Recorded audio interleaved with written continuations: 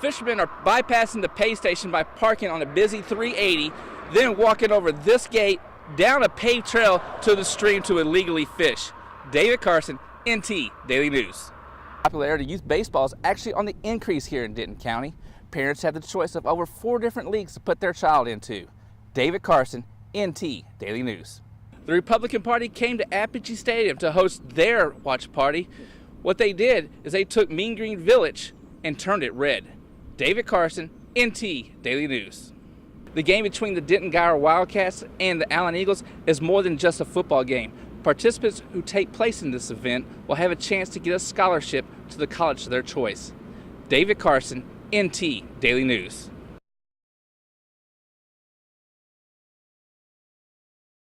Students put away their textbooks for the night. Instead, they picked up posters, spirit towels, and refrigerator magnets. It was part of the 3rd annual Midnight Madness at the Coliseum.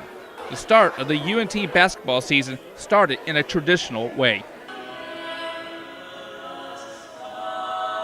The UNT cheerleaders and the dance team showed their spirit. Members of the Phi Beta Sigma performed a step routine. T-shirts were shot in the crowd, and students waved and yelled and hoped it would be shot in their direction.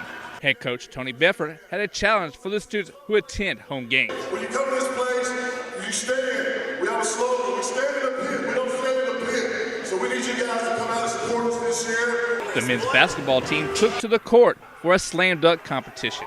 Freshman Jeremy Combs took home the crown with a baseline alley-oop dunk from senior Jordan Williams. And the coach says fans can expect more excitement during the season. Conference play, we got to win our conference, our home games. You know, if we had won our home games last year, we'd had over 20-some wins and been in contention for postseason place. This is the 3rd year in a 5-year contract for Coach Tony Bedford. He believes this is the year that he will hang a banner from the rafters at the Super Pit. David Carson, NT Daily News. It was a big event at even a bigger place. Supporters from all over North Texas showed up to walk the 1.5-mile track. This was the 11th annual Autism Awareness Walk, and for the 2nd time, Texas Motor Speedway hosted the event. Here's what it goes to: science and research. First off, no one knows where autism comes from or how to cure it. Participants had the choice to walk as a team or individual. There was even a nice Darth Vader and his friends to welcome the walkers. The University of North Texas had tables set up to promote its services. We're promoting the services, both hearing and audiological related and on the speech language therapy side for children who are diagnosed with ASD. People gathered around the stage to hear Kyle Cousins perform his new song, Home. Cousins was diagnosed on the autism spectrum. Cousins lost his speech when he was 2, but with events like this, he was able to overcome his struggle. Over 8,000 people showed up the Autism Awareness Walk. Event organizers say that this is just the start to a long race in order to get to victory lane.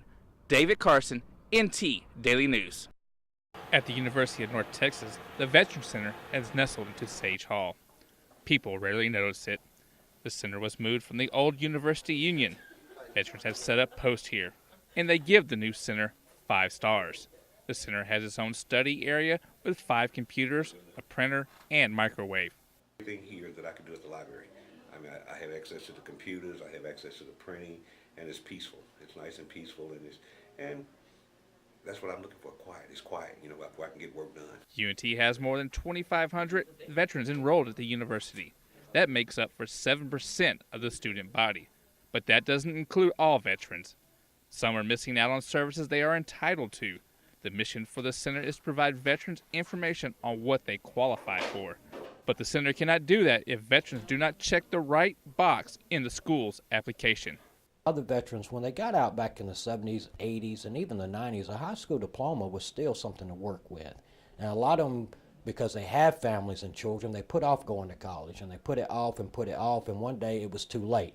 The center has teamed up with the Wounded Warrior Project to help former soldiers transition into students. Those who suffer from post-traumatic stress disorder can apply for a canine friend to accompany them on their new mission. Texas Veterans Center. Funding is provided by veterans that use the center. It's very simple. All you have to do is provide a student ID, A simple swipe and funding is given to them. Davenport says he's not sure if the center will move when the new union opens. He says this is the best location, and he does not want to be just another goldfish in a large fish bowl. David Carson, NT Daily News. Motivational music played, and the students showed their support for Texas Democrat nominee Wendy Davis. Davis told the crowd that she wanted to raise the state minimum wage to $10 an hour and proposed to lower school costs.